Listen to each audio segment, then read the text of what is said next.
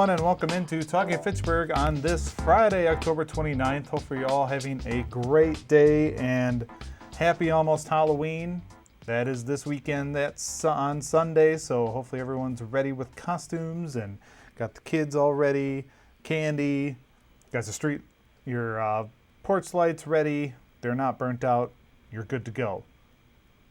Everyone's ready. I'm ready. Ready for Halloween, ready for some candy. I guess that's what I'm ready for. Don't tell my kids that I'm going to take some, but I'm going to have some candy. Maynard Bamlett filling in for Jeremy today. He'll be back starting next week. And we got a good show for you today. We're going to tell you about Halloween here in Fitchburg and some other things, and some sports and some construction and a whole bunch of good stuff coming up in the headlines. Then we're going to talk to, we're going to go out to the Digest and do the Clean Sweep event. This took place last Saturday. And we've had a busy week, so we're getting to it today and just kind of show you how that event went and how that all was. There's the clean sweep that took place here in Fitchburg. They kind of go around. There's the clean sweep from the Dane County landfill out just east of the interstate, if you know where that is. And they go out and travel around to the cities, and it's been a while since they've been here. And so everyone came out and dropped off their hazardous waste materials that were allowed for the clean sweep, and we'll talk to them in the Digest. And then I had the chance to sit down with Kimberly from the Fitchburg Star, and we get you updated with some things that took place at the city council meeting, including the redistricting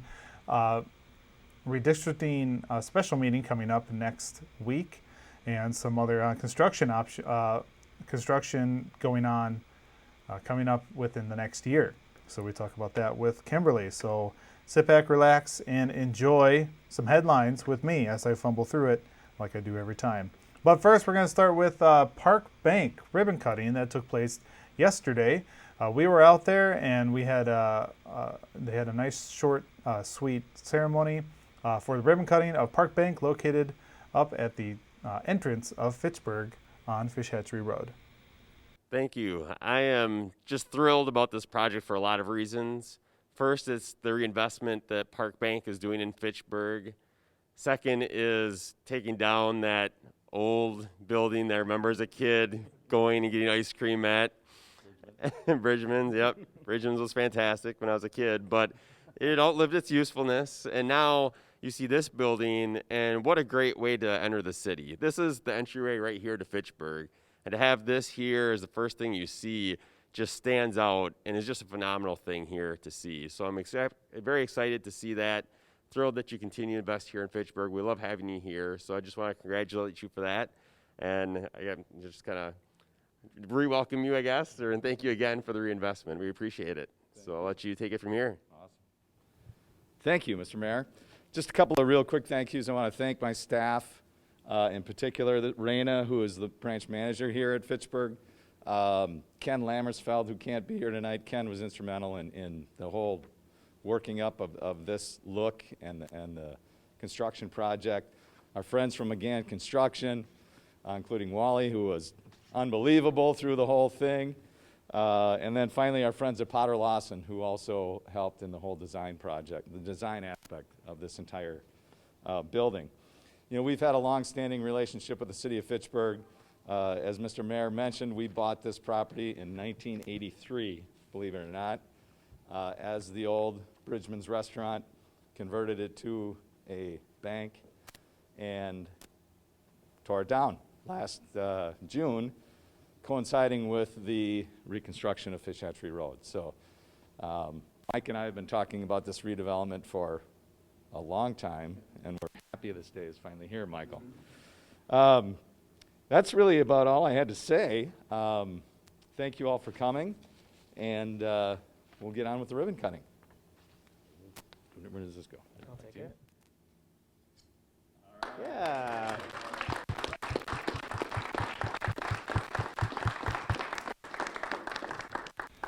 And then if you just Congratulations, Park Bank, of opening up your another location here in Fitchburg, and of course we appreciate your loyalty to Fitchburg and staying here and helping Fitchburg grow with another branch location right here at the opening of Fitchburg from the Beltline. So pretty awesome. All right, also we have Trick or Treat coming up this weekend. And without Trick or Treat, why not have some take and make bags from the Fitchburg Public Library? That's right, you can stop by tomorrow, Saturday, at 10 a.m., starting at 10. You can look for some activity bags for the kiddos, ages 2 to 5 and 6 to 12. So 2 different activity bags there. Come inside. They're available at the Youth Services Department. You'll see them sitting on a table. And please limit 1 per child. So, and this is while supplies last. So if you got 3 kids, take 3 bags. If you got 1 kid, take 1 bag. Just make sure everyone can get one and have some good times with some activity bags for Halloween. Now, speaking of Halloween, trick-or-treat hours here in the city of Fitchburg will be from 4 to 7 on Sunday, Halloween night. Make sure your kids can see and be seen.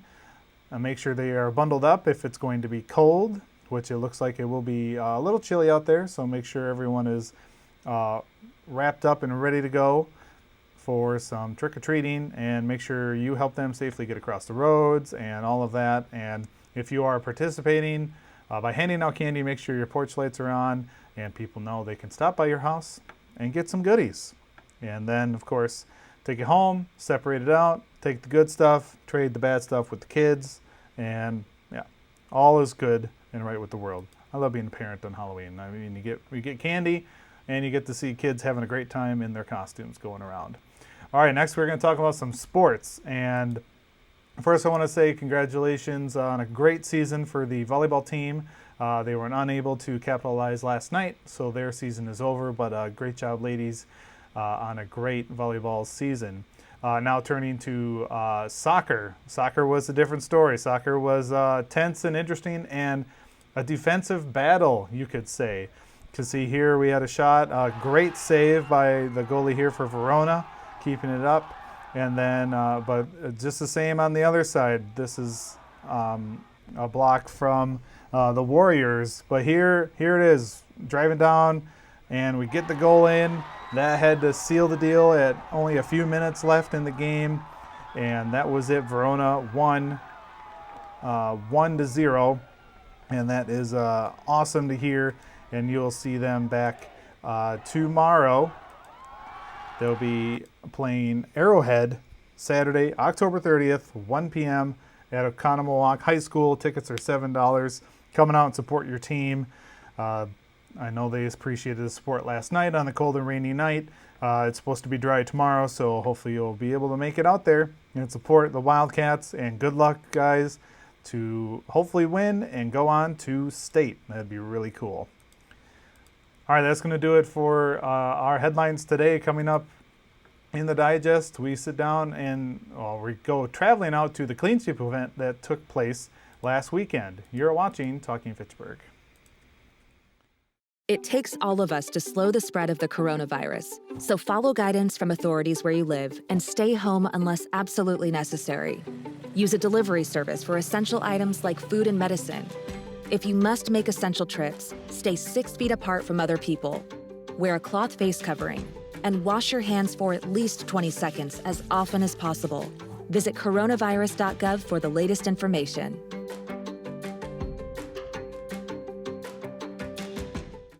Severe weather can strike anytime, anywhere, but there's a simple way to stay safe.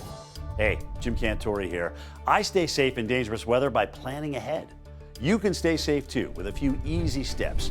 Build an inexpensive kit with supplies for your family's needs. Write down important information like phone numbers and medications. Always talk with your family, and remember any pets in your planning. Be ready, be safe. Start your plan today at ready.gov/plan. Hey, boss. Okay. I said I'm fine. Me the bed, see you in the morning. With the frosted Superman, but it wasn't on it. And we lost it. In my head, in my head, in my head. We were underlay in my head. Hey, son. Hey, Bob. You know you can talk to me. Yeah. We're all just trying to keep things running for those who rely on us. Ready! That's why we don't have time to be sick with the flu. And especially this year, no one has time to get sick. Get a flu shot for yourself and those around you too.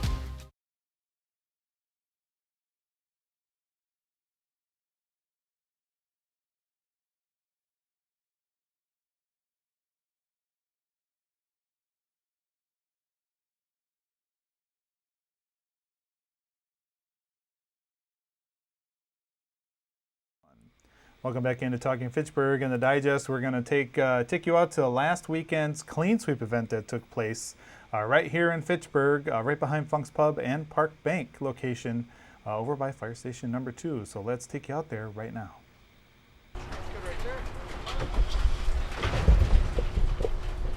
Well, we have a mobile household hazardous waste collection event going on here in Fitchburg this morning. We're going to process, well, maybe we'll see in the end, but probably around 300 cars. This is Dane County residents in the area bringing their waste here. And we're sorting, segregating, packing, and shipping it out so it doesn't end up in the landfill. We're accepting oil-based and lead-based paints, automotive products such as old fuel, lubricants, cleaners, pesticides, both solid and liquid, lawn and garden chemicals, cleaners, and pool chemicals, basically anything that you might find on your garage or basement shelf, aside from latex paint. We're not accepting that here because that's a very large volume, a little bit too much to handle here in this situation, and it's not a hazardous waste. Latex paint can be safely solidified with kitty litter, floor dry sawdust, also a paint hardener product that hardware stores sell, and mix it up, and once it's fully solidified, latex paint can be safely thrown in the trash. We're here for all the hazardous stuff. And for this event, we will likely fill up both of these large trucks here, double stacked, maybe about a semi's worth of hazardous waste. Our aim for Dane County is to do a couple of collection events like this per year, one in the spring, one in the fall. We charge our customers here for this service, and that goes to help offset a portion of our costs. This is heavily subsidized by Dane County to be able to have this program, but we do ask that participants help fund the program a little bit. You know, that $10 per carload is just a fraction of what it actually costs. I believe it's, I forget the exact figure, but probably somewhere upwards of $100 per carload for manpower, disposal costs, overhead. So yeah, that $10 fee helps us offset some of those costs a little bit. Depending on what it is, some things get processed differently. Any flammable liquids, they all get consolidated and bulked together into drums. Those drums go into a large collection tank, and it's blended to use as an alternative fuel source for places like cement kilns. Batteries, rechargeable batteries, get recycled. Some of the other things like acids and bases, corrosives, they get neutralized and sent to wastewater treatment. And pesticides and herbicides, those are generally incinerated. But if you get a large accumulation of these types of hazardous waste in your basement or in the garage, it's good practice to periodically clean it out. You know, every couple of years. I find myself that, you know, wherever I have space, that space tends to collect things, and it's a good idea to clean that stuff out every now and then. You know, if some of these containers, especially if they sit out in the sun, they can get dry rotted and checked and cracked. So you could pick up a plastic container and it could just disintegrate on you. That's kind of extreme case, but yeah, it's best to get stuff out of your possession before it comes to that. First, you can plan ahead. You know, there are online paint calculators that, you know, if you punch in the square footage of the amount of walls you need to cover, it'll tell you how many gallons you need to buy, so you don't need to overbuy. And basically, don't buy any more than you need, you know, and use it up instead of bringing it for disposal. This is the best way to get rid of this type of material because we don't want it ending up in the landfill and leaching in the landfill, causing problems there. It's not a good idea to pour this stuff down your drain because that just needs to be processed at a sewage plant, and that will make it challenging for them to have these toxins and materials mixed in. And a lot of these storm drains, they go directly to our lakes and rivers, so bringing your chemicals in here helps to divert that out of our lovely lakes and streams and into the places where it should be. We only hold a few of these mobile collection events per year, but we do have our permanent household hazardous waste facility located at the Dane County landfill on the far east end of Madison, and that's open year-round, 6 days a week. So you don't need to wait for one of these events. You don't need to sit in line here. Anytime during our open hours at our permanent facility, you can drop off your waste there.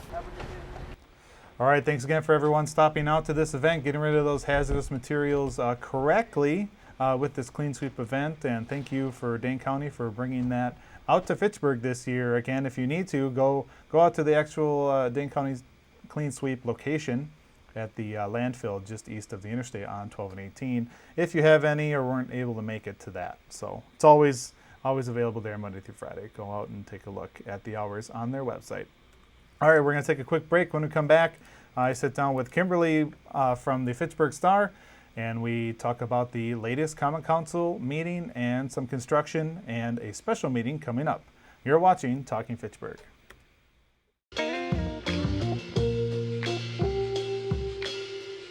After you joined our family, it was like, I really do feel complete now.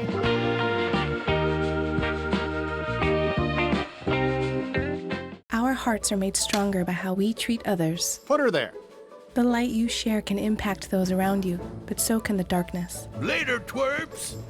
Did Pete saying mean things bother you? So when you reach out to another person, take a moment to consider how they will feel and let your heart be the key to making a difference.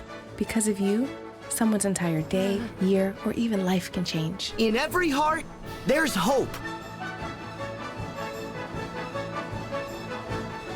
Brandon met a girl on a dating app. He finally found the courage to ask her out. No answer. He started to panic. Was he being... Hey, sorry I didn't respond. I was driving. She must be a keeper. Welcome back into Talking Fitchburg. Today, I have the pleasure of sitting down with, I have to say it, our star from the Fitchburg Star, Kimberly. How are you doing? Did Jeremy put you up this? Would he fire you if you didn't say that? It's in my contract now, so I had to say it. Otherwise, yeah. Oh my Lord. I had to keep some sort of tradition since Jeremy's not here for this interview, so sorry. All right. You know what? Fine. How are you today? You're doing good? Doing well. Fabulous. And today we're gonna, of course, we always have you on for recapping our Common Council meetings, and we had one this last Tuesday, and some good topics in it. And one of the first topics we're going to talk about is the redistricting special meeting coming up. Yeah, so we're going to have a special council meeting next week to talk about approving the district lines. So a lot of people are aware the redistricting process this year has been very different than in previous decades, where because of COVID, the municipalities, the counties, the states did not get their census data until far later than they were supposed to. So now we're kind of in a crunch timeline. So hence the special meeting. So that special meeting will happen at 5:30 p.m.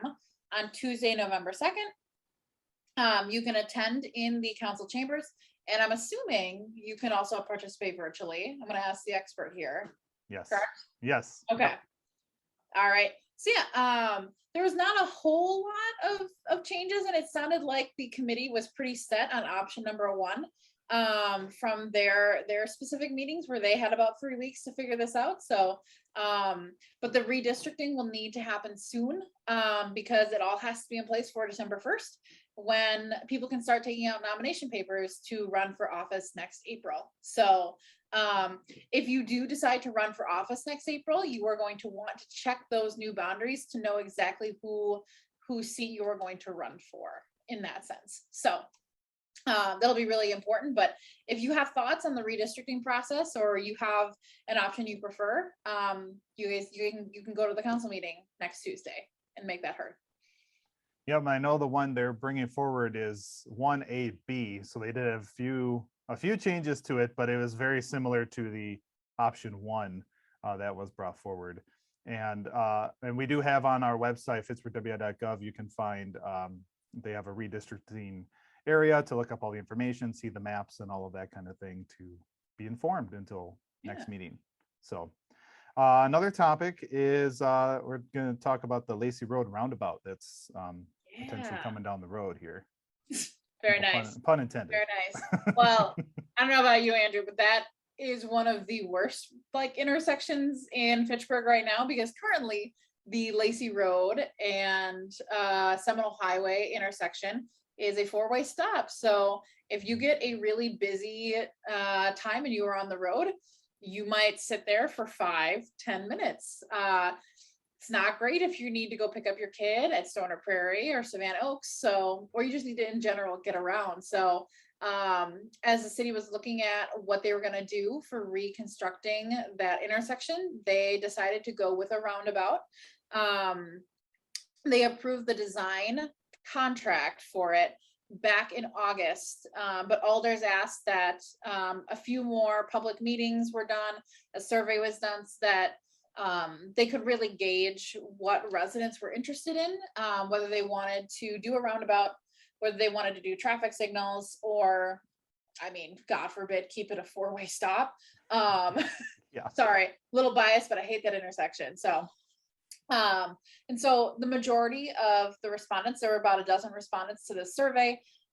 They said they wanted a roundabout, or they were kind of neutral on that and the traffic lights. So yeah, we can expect next year that intersection will be closed so that they can do construction for a roundabout in that area, which will end up being very nice when it is done, I hope.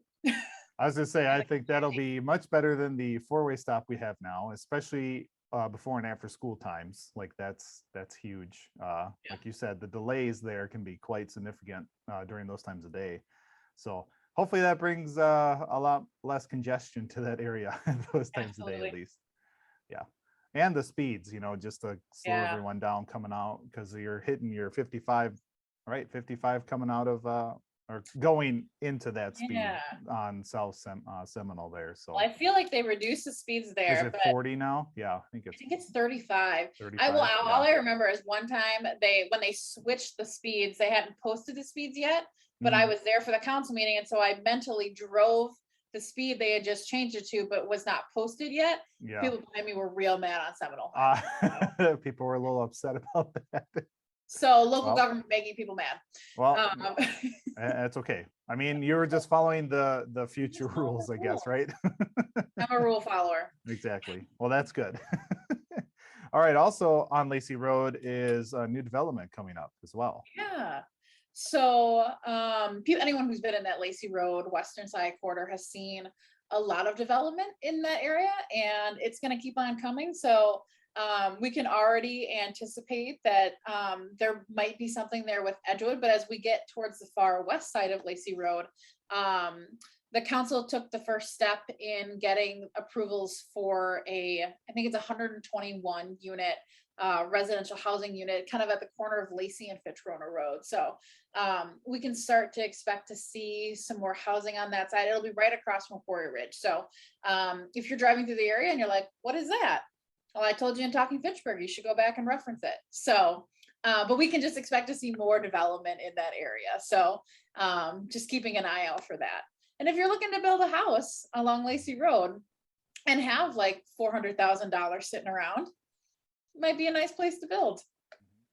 Yeah, it's been booming down there for the last few years, really developing. watching that since I've been here since 2013. It's really grown in that area of residential, so it's impressive to watch the city grow like that. So also another construction project going on is the inclusive playground at McKee. Something else to watch out for. So Tuesday night they approved a contract to do the earthwork. Doesn't sound necessarily that interesting, but that means that the city is hoping to at least get started on the inclusive playground at McKee Farms Park throughout the fall months here before the ground gets really frozen and cold.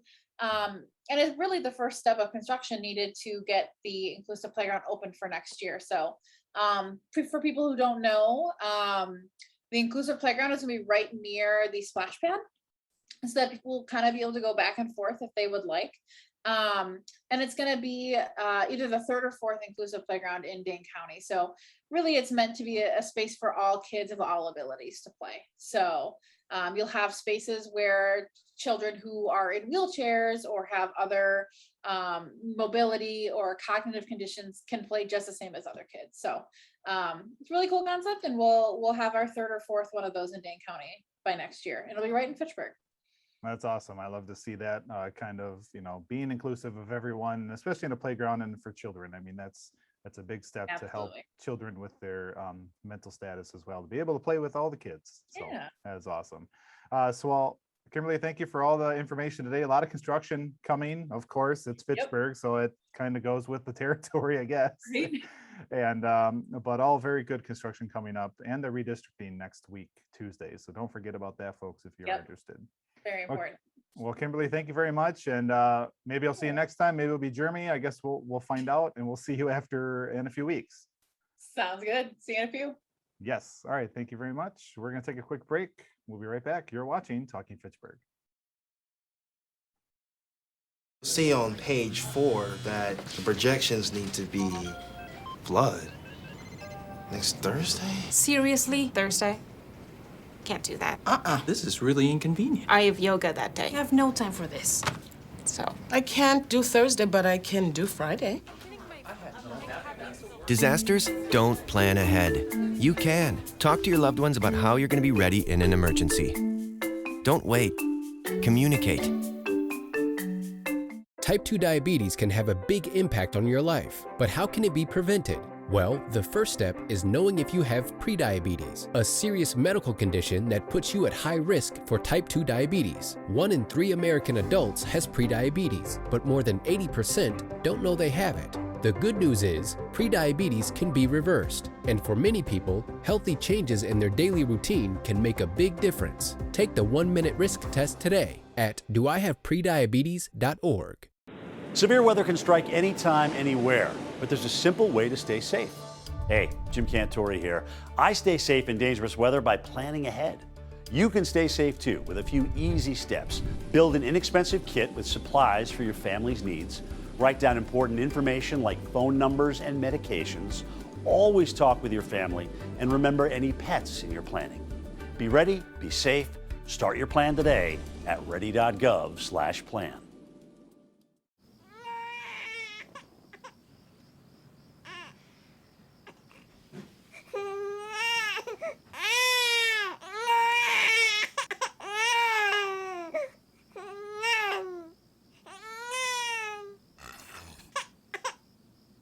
If you love them enough to suck the snot out of their nose at 4 a.m., then surely you'll check NHTSA.gov/the right seat to make sure they're in the right car seat.